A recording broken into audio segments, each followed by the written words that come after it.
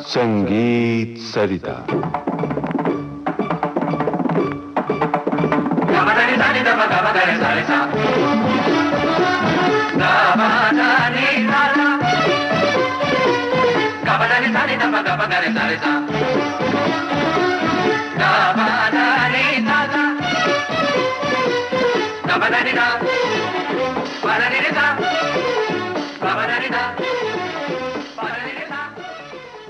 श्रोताओं, विदुषी गिरिजा देवी से बात करना और उन्हें सुनना मानो सुरीले अमृत तत्वों को अपने शिराओं में प्रवाहित करना है। आज हमें भी ये सौभाग्य प्राप्त हुआ है। विदुषी गिरिजा देवी विविध भारती के स्टूडियो में इस वक्त मौजूद हैं। आपसे बातचीत करने के लिए हमारे साथ हैं रामकृष्ण दास। रामकृष्ण जी, क्या कहना चाहते हैं, क्या पूछना चाहते हैं? देवी जी नमस्ते। संगीत सरिता के कार्यक्रम में आपको हम फिर से स्वागत करते हैं। आज की जो चर्चाएं हैं उसको हम थोड़ा लाइट रखना चाहेंगे। एक बात ये जानना चाहूँगा, लोग कहते हैं कि पान खाने से आवाज़ में कुछ अच्छा परिवर्तन आता है। आप बनारस की हैं और बनारस का पान काफ़ी प्रसिद्ध भी है, तो इस बारे में आपका क्या राय है? पान खाना असल में बनारस में तो हर ही लोग खाते हैं, चाहे वो संगीतज्ञ हो, चाहे बिजनेसमैन हो, चाहे वो अपने घर गृहस्थी में हो, सारे लोग खाते हैं। लेकिन पान खाने से फ़ायदा है कि एक तो गला बहुत नरम रहता है थोड़ा, और दूसरी बात है कि मगही पान जो हम लोग कहते हैं वो गया से आता है, बनारस में उसको सजाया जाता है। उसके खाने से पान थोड़ा गले में आराम मिलता है, तरी रहती है, ठंडक मिलती है।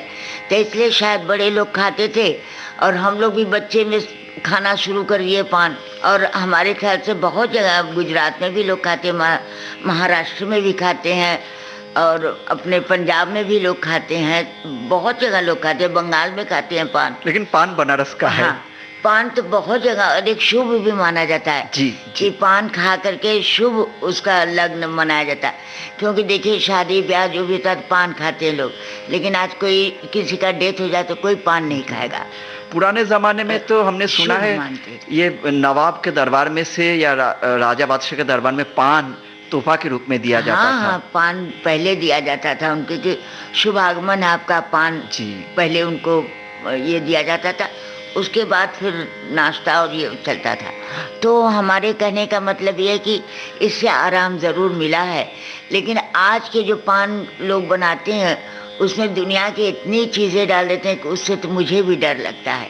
मैं न बाज़ार की मैं नहीं खाती, मैं अपने हाथ से पान बनाती हूँ, चाहे यहाँ हो चाहे फॉरेन में हो, कहीं भी हम अपना पान सब चीज़ ले जाते हैं। क्या बात। अपना बना के खाते हैं तो मुझे संतोष रहता है। अब हम इस लाइट यात्रा को आगे बढ़ाते हुए संगीत से जुड़े हुए एक सवाल आपसे पूछेंगे। ठुमरी के बारे में पूछना चाहता हूँ। हमने सुना है ठुमरी पूरब की चीज़ है और लखनऊ, बनारस, गया वगैरह जगह में ये खूब पनपा। ठुमरी बहुत प्रकार के हमने सुना है। कहते हैं कि बंदिशी ठुमरी है, बोल बाँट की ठुमरी है, बोल बनाओ की ठुमरी है। तो हम इस विधा के सबसे जाने माने कलाकार विदुषी गिरिजा देवी से ये जानना चाहूँगा कि बंदिशी ठुमरी क्या होती है और उसकी खासियत क्या होती है। तो पहले मैं आपको एक ठुमरी 3 ताल में सुना रही हूँ। भैरवी की ठुमरी है और 3 ताल में ख्याल भी गाए जाते हैं, द्रुत जो गाए जाते हैं, और विलंबित भी बहुत लोग 3 ताल में या तिलवाड़ी में गाते हैं। तो इसलिए ख्याल और ठुमरी को अलग कैसे किया जाता है वो मैं थोड़ी सा सुनाती हूँ आपको।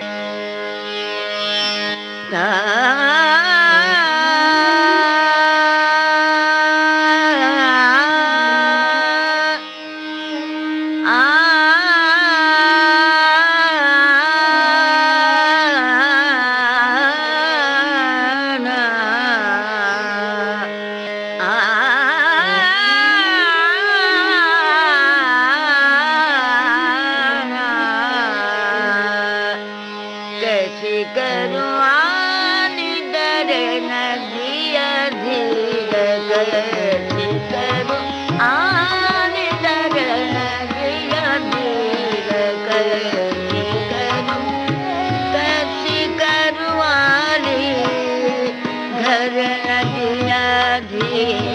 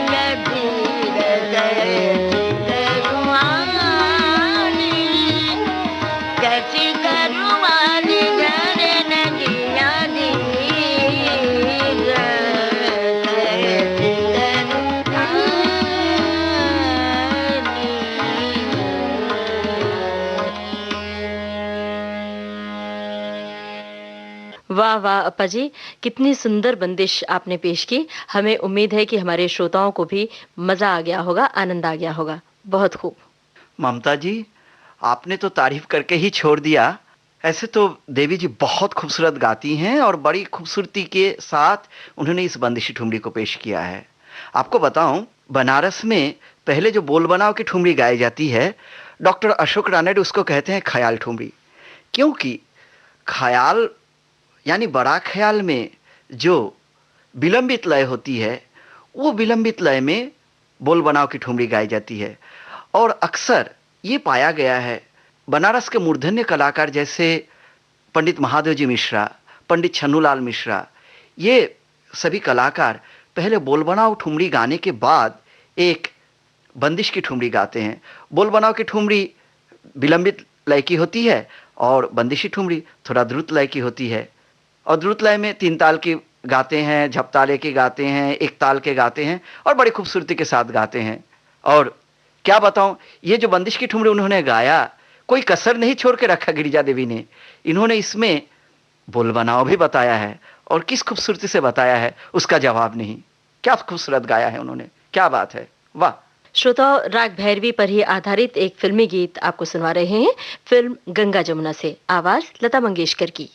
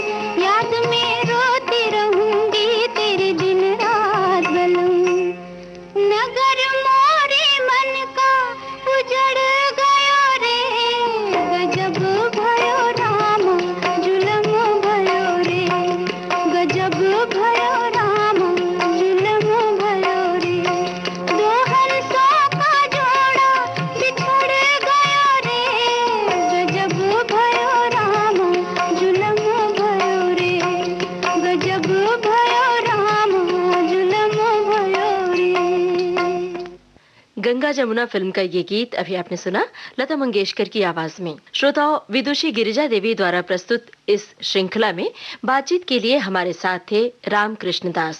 तबला संगत काशीनाथ मिश्र का था, हारमोनियम पर सुधीर नायक, सारंगी पर संगीत मिश्र और तानपुरे पर थी सुचिता गांगुली। श्रोताओं, संगीत सरिता की ये कड़ी आज बस यहीं तक। और अब चलने से पहले आपको ये बता दें, इस कार्यक्रम में तकनीकी सहयोग था तेजश्री शेट्टे और विनायक तड़वलकर का। प्रस्तुति सहयोग वीणा राय सिंघानी का। विविध भारती की ओर से इसे आपकी सेवा में प्रस्तुत किया रूपाली रूपक ने। अब ममता सिंह को दीजिए इजाजत। नमस्कार। इस कार्यक्रम की रिकॉर्डिंग हमें विविध भारती के संग्रहालय से प्राप्त हुई।